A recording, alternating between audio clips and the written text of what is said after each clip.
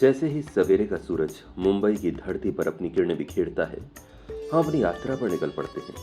उम्मीदों और अपेक्षाओं से भरपूर होकर हम टर्मिनल 2 पर पहुंच जाते हैं, जिसके खूबसूरत शिल्प और मूर्तियां मानो कोई कहानी कहने को आतुर हो रहे हों।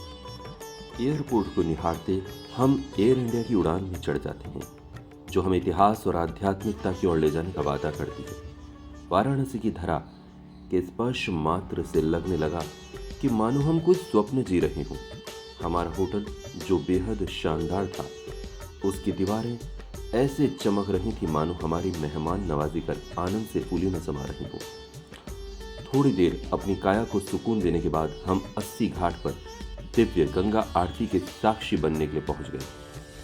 आग की लपटें घंटों और मंत्रों की ध्वनि के साथ नृत्य करती दिख रही थी, मानो वह उस पवित्र नदी के साथ वार्तालाप कर रही हो।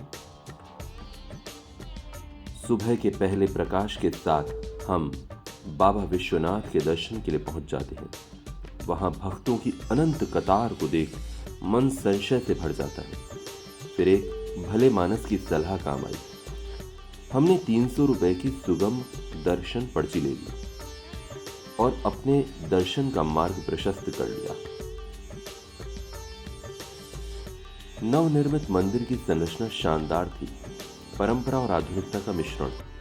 मंत्रों की गूंज वातावरण में पवित्रता घोल रही थी। भव्य मंदिर के प्रांगण में बज रहे भजनों की ध्वनि इस पुरातन सभ्यता के अभी भी जीवंत होने का उद्घोष कर रही थी। यह प्रमाण थी कि आक्रांताओं के अहंकार के आगे इस सभ्यता की महानता कहीं अधिक है। भोले का आशीर्वाद लेकर हम पेट पूजा को निकल पड़े। शहर की सकरी गलियों से होते हुए हम पुरातन सभ्यता का पाठ पढ़ रहे थे। इनसे गुजरते हुए जायके के समंदर में डुबकी लगाने को आतुर हम राम भंडार की पूड़ियों का जायका तलाश करते हुए उनकी दुकान तक पहुंच गए। इसके बाद हम भैरव बाबा के दर्शनों की कतार का हिस्सा बन गए और भक्ति के इस दरिया में हमने भी एक डुबकी लगा ही ली। नीलू की हींग वाली कचौड़ियों से शुरू हुई हमारी जायके की यात्रा दही की लस्सी पर जाकर समाप्त हुई।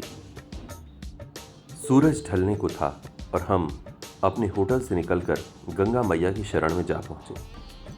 अस्त होते सूर्य की लालिमा गंगा जल में लाल रंग खोल रही थी। यहां तो एक अलग ही मेला लगा था। गलियों से निकलती भीड़ का रेला।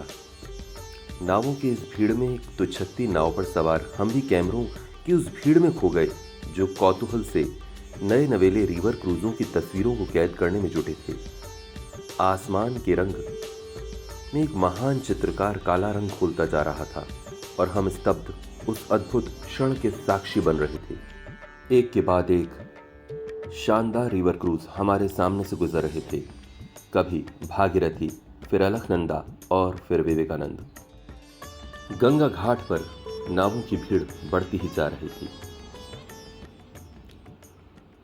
दूर घाट पर आरती शुरू हो चुकी थी। हर कोई गंगा मैया की भक्ति में लीन था।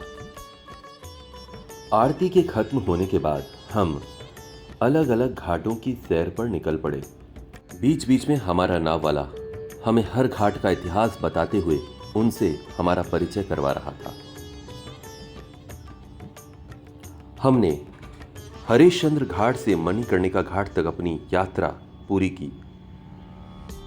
हमें अनुभव हुआ कि एक तरफ जीवन का उत्साह है, उल्लास है और दूसरी तरफ मृत्यु की शांति है, जो वैराग्य का भाव उत्पन्न करती है। हमने अध्यात्म के इस बवंडर से बाहर आने के लिए जायके के समंदर में गोते लगाने की सोची और हम काशी चाट भंडार पहुंच गए। टमाटर चाट, आलू की टिक्की और फलूदा, मानो हम स्वाद के हर रंग का एहसास लेना चाहते हों। और इस तरह हमने अपने सफर को विराम दिया। फिर मिलेंगे एक नए सफर और एक नई यात्रा के साथ, एक नई कहानी के साथ। तब तक के लिए धन्यवाद।